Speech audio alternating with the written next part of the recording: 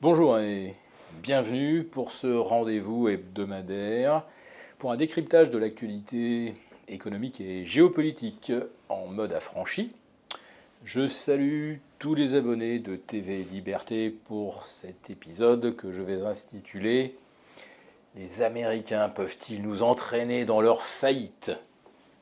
Oui, il est beaucoup question de la possible faillite comptable des États-Unis si jamais le plafond de la dette n'était pas relevé au 1er juin prochain. Bon, je vais spoiler le suspense. Non, les États-Unis ne feront pas faillite, car un État ne fait jamais faillite, ou très rarement. Et pour un empire, ça prend beaucoup de temps. Non, en réalité, la faillite à laquelle je pense, c'est une faillite morale, éthique et stratégique. Et cette faillite-là, les Américains sont déjà dedans depuis plus d'un an. Depuis que les États-Unis ont décidé de confisquer les avoirs d'oligarques russes et de la Banque centrale russe. Bon, on ne va pas se lancer dans un débat moral, peut-être que ça peut paraître juste, mais d'un point de vue du droit, ça ne tenait absolument pas debout. On n'a jamais confisqué les avoirs d'une banque centrale au nom de quoi? S'il s'agit des atrocités commises, à ce moment-là, on aurait peut-être dû confisquer les avoirs de la Banque centrale américaine en 1990, lorsqu'il y a eu le bombardement de l'autoroute de la mort à la sortie de Bagdad. Et on pourrait multiplier les cas d'atrocités commis sur la planète Terre en 30 ans. Et je pense que les États-Unis auraient pu se retrouver plusieurs fois dans la situation où on pourrait juger qu'ils méritaient éventuellement d'être punis.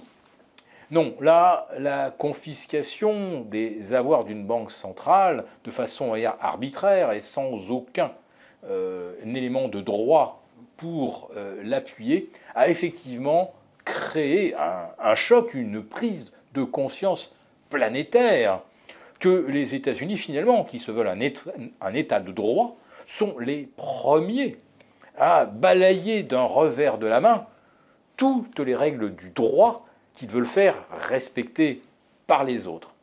Il y a bien sûr l'extraterritorialité du droit attaché au dollar qui fait que vous ne pouvez pas faire du billet vert ce que vous voulez, au risque de vous le faire confisquer, voire de prendre une énorme amende qui vous sera délivrée unilatéralement par la justice américaine et en contradiction avec toutes les règles de droit qui ont cours dans votre zone, que ce soit la zone euro, que ce soit les BRICS, etc.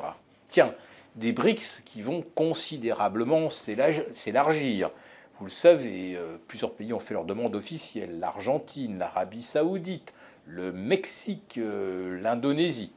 Bref, tout ce grand ensemble veut commercer désormais en dehors du dollar, c'est-à-dire dans une devise qu'on ne va pas leur confisquer ou s'ils détiennent des actifs à l'étranger, il ne faudrait pas non plus qu'ils puissent être confisqués comme un yacht ou une villa sur la Riviera.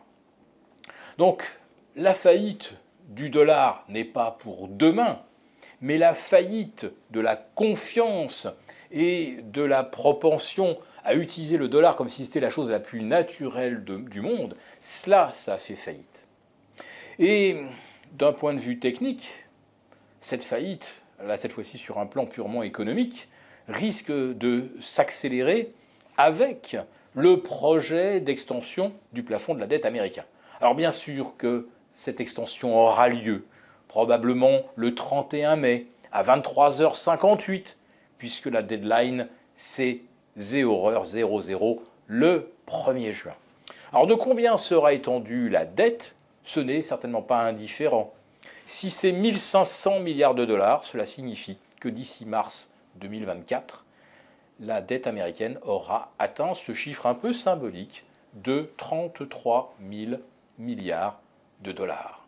1500 milliards de dollars qui vont être extraits de l'air ambiant quelle valeur ont ces dollars et qui va financer la dette des États-Unis. Il va falloir à nouveau qu'ils pompent l'épargne mondiale.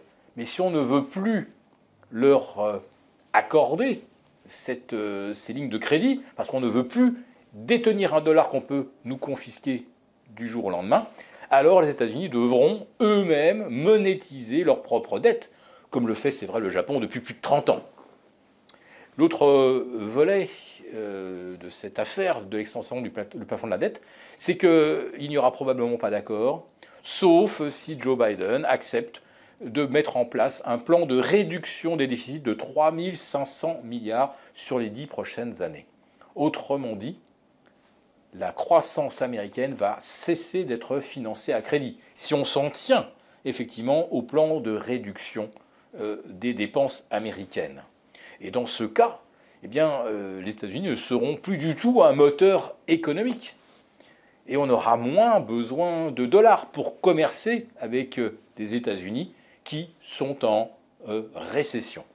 Donc, que le plafond de la dette soit relevé de 1 500 milliards ou davantage 2 000, ce n'est finalement pas le cœur du problème. C'est que si les États-Unis arrêtent l'argent magique, alors c'est toute la magie du dollar qui s'arrête.